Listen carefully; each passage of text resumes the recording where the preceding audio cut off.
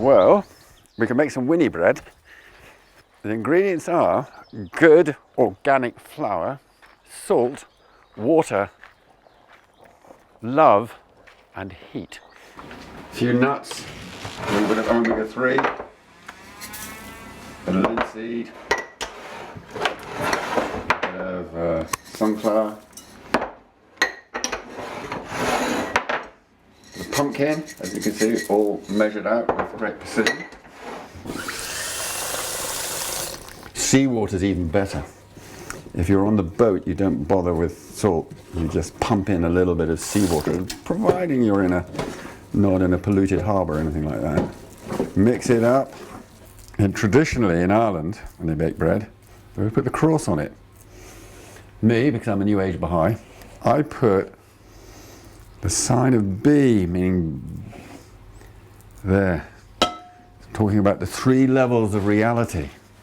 The transcendent unknowable, the connection between the transcendent and unknowable and this world and us, physical beings. And then, with love and happiness, put it in the oven. Glory. Half an hour later, you have a scintillatingly scrumptious, incredibly healthy bit of bread. Glory. So just tell us the format of this film.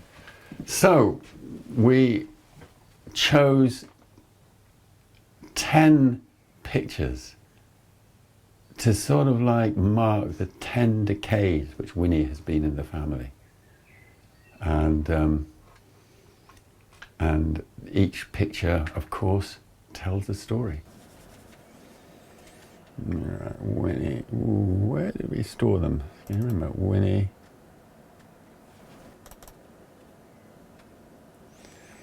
Right. This is an amazing picture, insofar as it's Winny as she was bought 100 years ago by Horace, who is the older gentleman looking at the mast.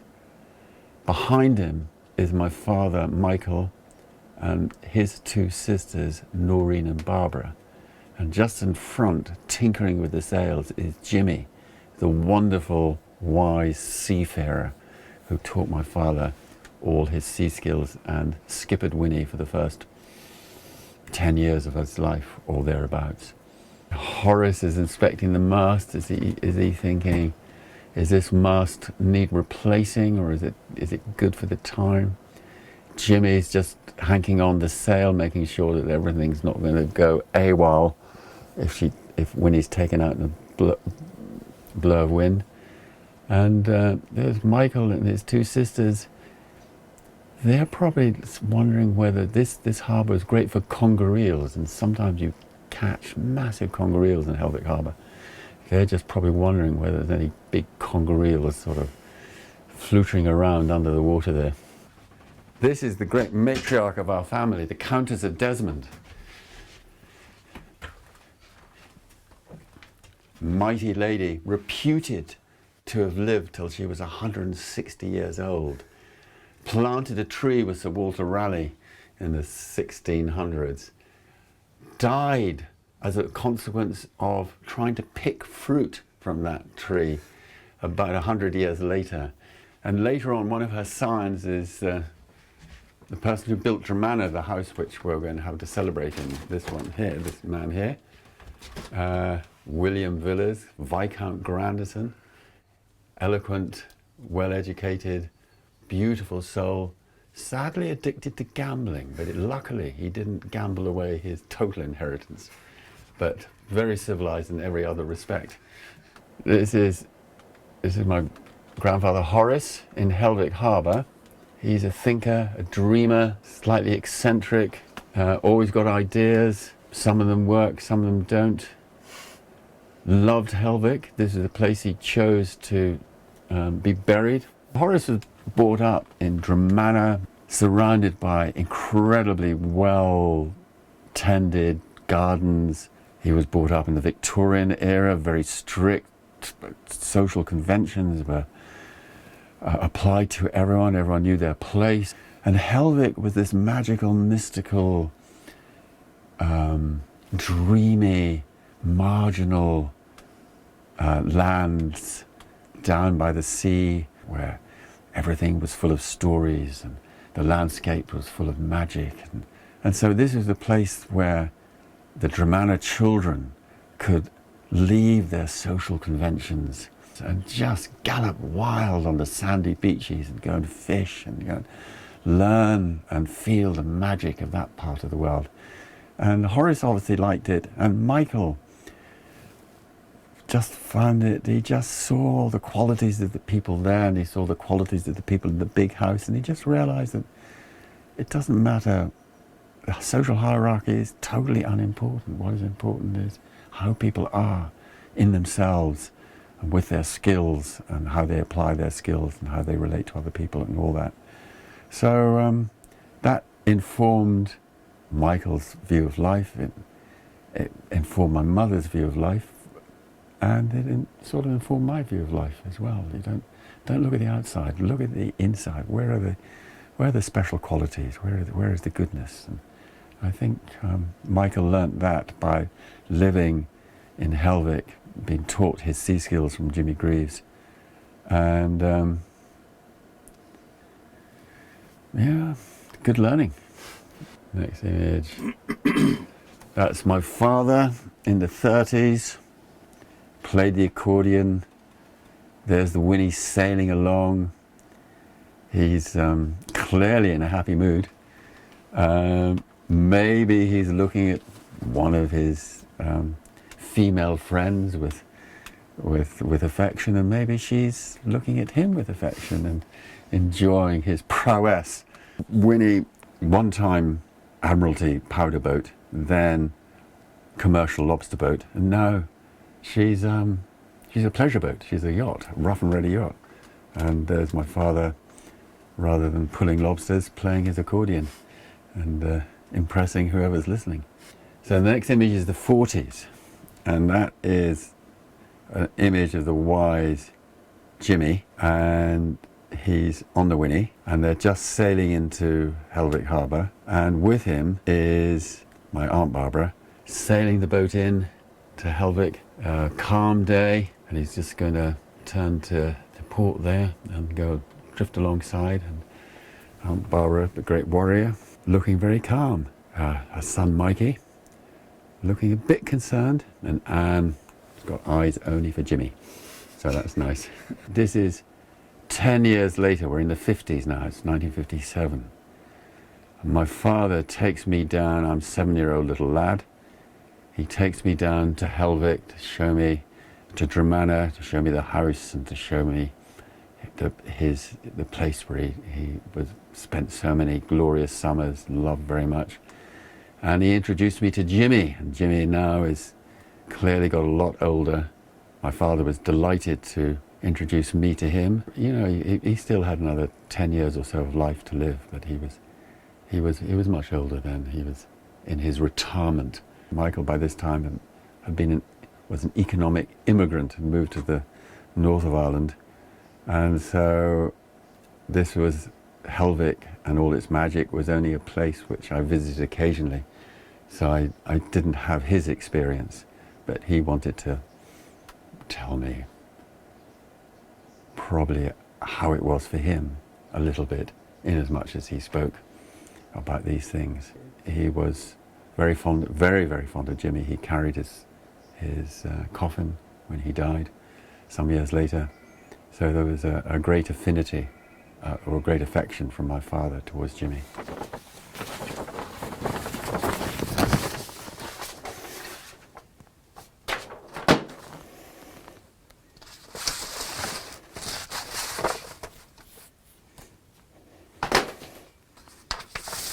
It's 1927 this chart was made. This is Belfast Lock, Isle of Man, Scotland. Winny was anchored here for 47, 57, 67, 77, 87, for 40 years. Winny's mooring was there. Before that it was a little place called White House up there. And then she went up the coast to a little harbour called Carnlough. And We would do loads of sailing around this area, around the corner, up into Stratford Lock, Wildlife Haven, over to the Isle of Man, down to Wales, often across to Port Patrick, all these gorgeous places.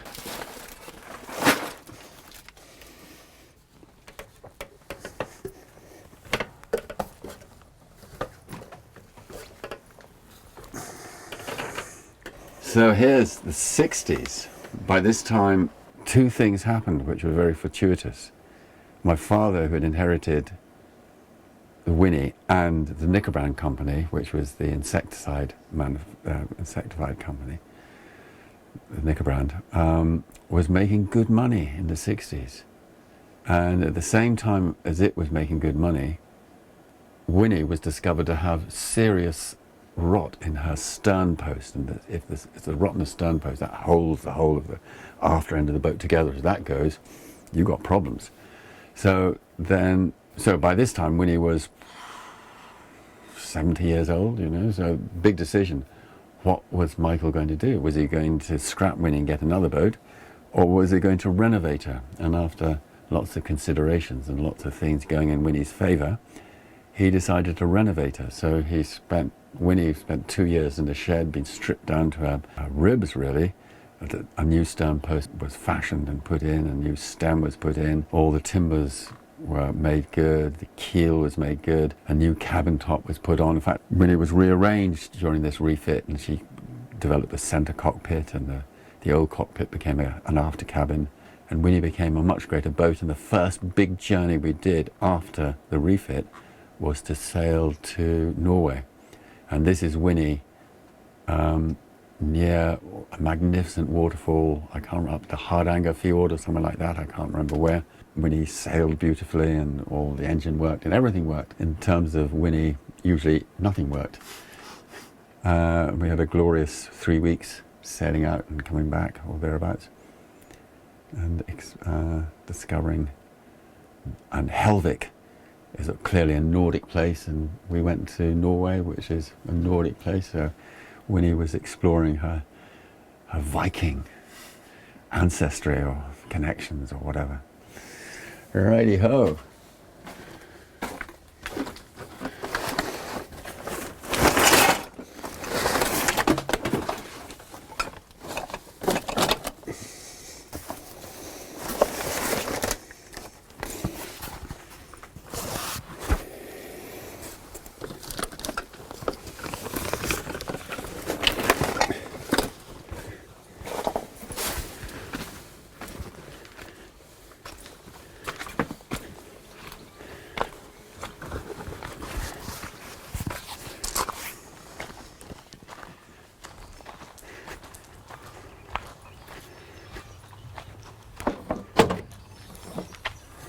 Voila. One more item for the journey. This picture tells of one moment when we left Malta, sailed to Greece, sailed to Crete, sailed to Rhodes, and then sailed to Turkey. And we arrived in Turkey in a completely remote place. We anchored, and myself and my cousin Mikey Morgan went ashore, and we were exploring things, and we just happened to pass a cottage where those three lovely people were sitting down to an evening meal as the sun was setting, and immediately they saw us.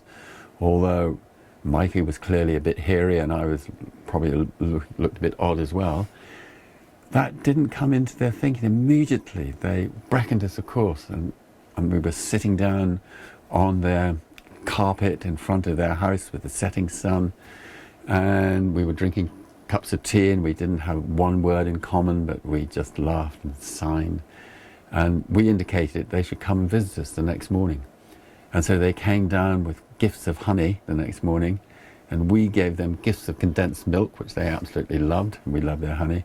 And they came on board, and there was just such a lovely, we showed them the Winnie, and these people, two universes met in the most extraordinary way. Us with sort of like Winnie and all the sort of like hippie Mikey and hippie Gary, and and all that New Age thinking met just traditional Turkish smallholders eking out a living in a very marginal bit of southern Turkey. And our communication, our rapport fills me with happiness just thinking about it now. It's just how it was. A magic moment. So we move on. So this photograph is in the 80s, and it's the late 80s. Oren is about 4, and by this time I am taking the students from Dilston College on expeditions, and Winny brought students there, then picked up students, and then I sailed onto Alva Ferry and picked up Rosie and the children, and we went for a picnic on the south coast of Alva, and we were going into this place called Krakow. It was a lovely place, and we went aground.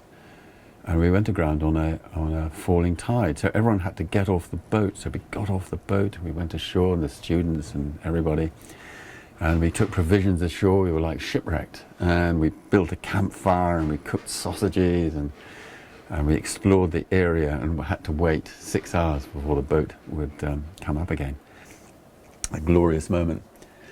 So the next picture is the students at Dilston College, lots of different levels of disabilities, and we would take them on the Winny for these experiences, and we'd teach them to hoist the sails and steer the boat and pull in the anchor, and take them to magical bays on Colonsay or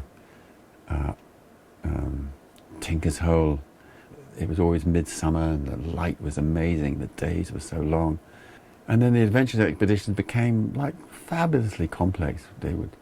Winnie would become the link boat between people who would walk to remote bays on Jura, and we'd pick them up there and give them a crew. And the crew would then sail back to Bundoran, and then we'd sail to Northern Ireland. So many adventures, nothing out of the way, but always exciting and always interesting and always heartwarming.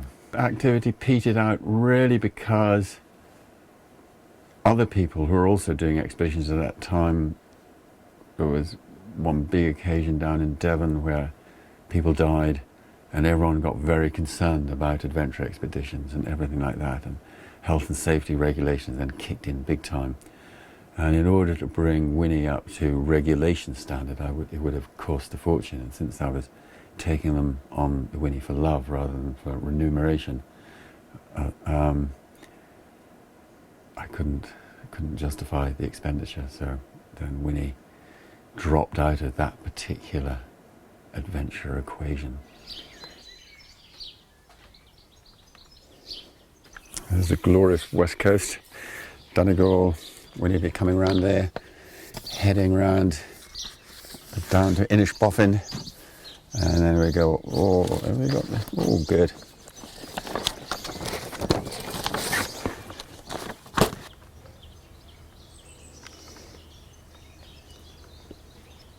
So this is the crew of our first serious musical expedition. Steve, magnificent rock guitarist, improviser supreme. Poppy sings like an angel. Jody, great musical skills on the guitar. Katrina, great drummer, flutist. Richard, amazing fiddler. Rosie, who can sing like an angel. And we went and made music with and in amazing places. The Buddhists on Holy Island, Fingal's Cave, Orange Chapel, Iona. We just made incredible music. Sometimes it was a cappella, sometimes it was instruments, sometimes it was arranged, sometimes it's free flow. And we just spent a week of absolute magic, hitting magical musical moments. And that was the serious beginning of Winnie's musical journeys. And then from then on, musical crews for the next really 10 years. Musical crews would come and make music on Winnie, and we'd go to extraordinary places like Skye, where we did concerts from Holy Island, we did concerts in Northern Ireland, we did concerts on Muck, we did concerts on Skye, we did concerts on Ereid, and we were always singing the unity of the world. And the big journey was the pilgrimage journey, which we were heading from, trying to make a songline connection between Fingal's Cave and the Shrine of Baha'u'llah in Haifa Bay, in Eastern Mediterranean. And this was us heading off down from Bristol, down the Cornish coast. And there's a rise and fall of 40 foot here. And Vic was on the tiller, and although he didn't know it, he thought he'd given the lobster boy a fair berth downwind of it, but the lobster boy rope was all along the surface, just below the surface, and got tangled in Winnie's propeller. Vic then put on a makeshift jacket. What we didn't know when he dived in to undo it is that the jacket had Paddy's passport in it. So then Paddy saw his passport sailing out towards America, so he stripped off and dived like a salmon or a gannet to collect his passport. And then this is Vic celebrating the fact that he's got the rope off the dinghy and Paddy's got his passport. One day the world will become one country, humanity its citizens, and there'll be no need for passports. But Paddy can keep his clothes on. Paddy can keep his clothes on, he doesn't have to dive like a gannet to stop himself becoming a stateless citizen. And then we sailed off towards Portugal, and then we got dismasted 100 miles from La Coruña, and then we got to La Coruña on under engine power. And when we hit La Coruña, we went ashore and made music that night, and there was 100 people dancing in the little street in La Coruña to Winnie's glorious celebration of the unity of humanity. And although the Winnie didn't make Haifa Bay, we did make musical glory. So this is what we hope, this is the vision, this is what Winnie's contributing to in her own way, in her own small way, and glory be. And it's now 100 years, we're going to celebrate 100 years in the house of Horace, where Horace brought out Dramana, and we're looking forward. Is the bread, do you think the bread will be ready? And I think the bread's ready now. Let's go and check it out.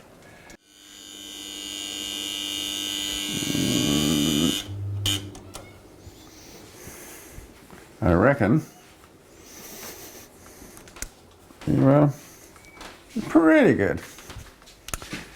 I think maybe,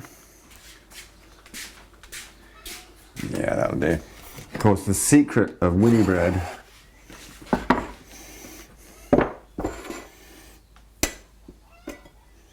is thick butter. None of your mealy mouthed sort of flora stuff.